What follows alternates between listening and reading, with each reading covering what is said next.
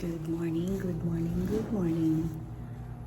Ayan, good morning guys. Papasok na tayo sa work.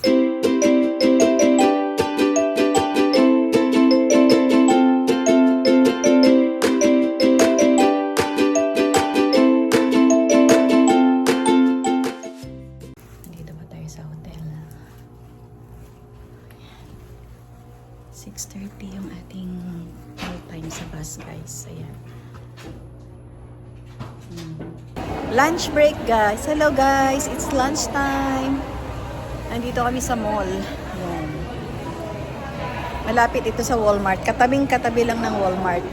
Nasa isang mall siya tapos sa tabi ay Walmart. Lunch break lang kami guys. Punta lang kami dito sa paikot-ikot lang kami dito.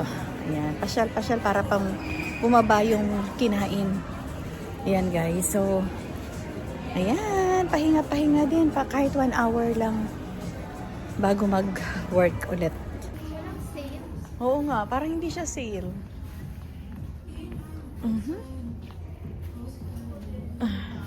No? Oo nga.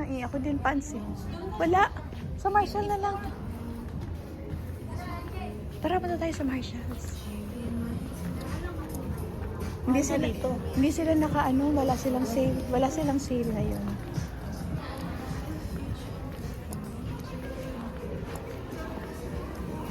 Ayan o, pants.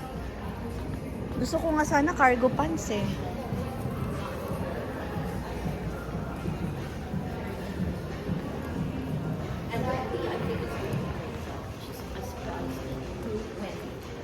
Ito Marshalls.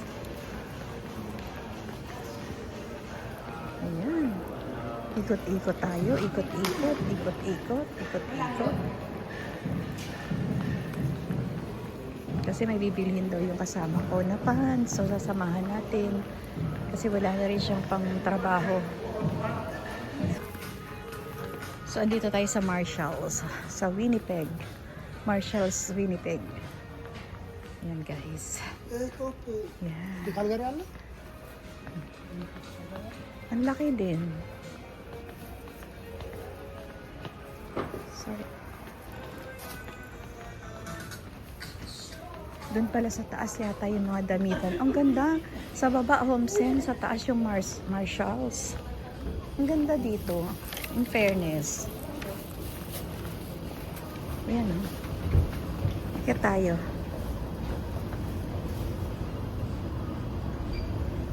Tayo sa taas, tingin tayo ng kung ano makikita doon. Samahan natin yung kaibigan natin na bibili. Dito kasi ang hirap ngayon, wala kaming laundry sa aming hotel. Kaya titingin tayo ng extra pants. Ang ganda mamili sa HomeSense. Ang gaganda. Ang gaganda ng products. Kaya lang, hindi na tayo makaikot at time na naghahabol na tayo ng oras. 1 hour lang ang time natin. Ay, grabe. Ang ganda dito, ang ganda dito ng mga display ng sa HomeSense at saka sa Marshalls.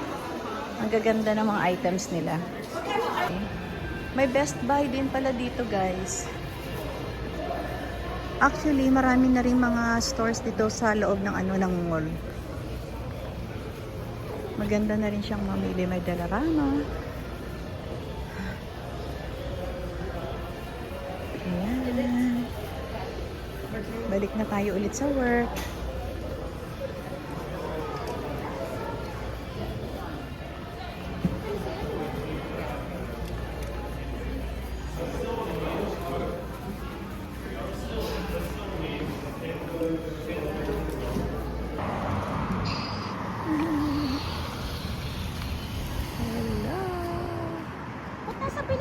We're here at Manitoba.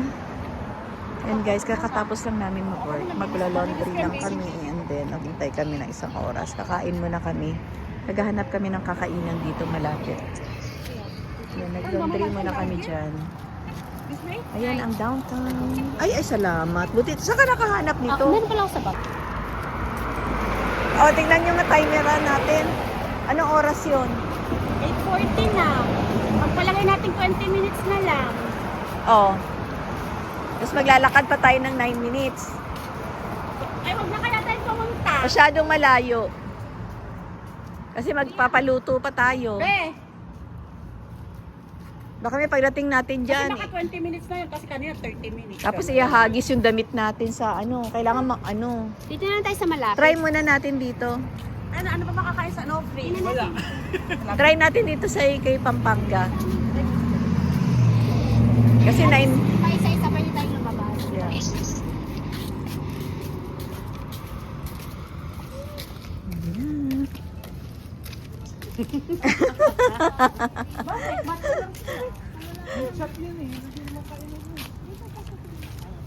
Sakit talaga ng paa ko, guys. Grabe.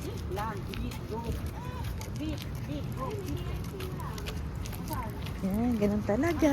Kumita ng pera. Diba? Kailangan kala nila masarap lang magtrabaho dito. Saan yun? Ay, close pala eh. Good morning. It's a beautiful day. Guys, pasok na naman tayo. Medyo smoky sa labas, guys. Kasi may wildfire sa bandang Ontario. Kaya smoky. Akala ko nga masama ang panahon. Cloudy yung pala talagang kasi smoky. So, ayan guys, ang ating hotel na pinutuluyan ngayon dito sa ating bagong project sa Winnipeg, Manitoba. Ayan guys, have a nice day everyone. Nandito na tayo sa elevator pababa sa ground floor. Yan, nasa second floor tayo naka-assign, naka-room.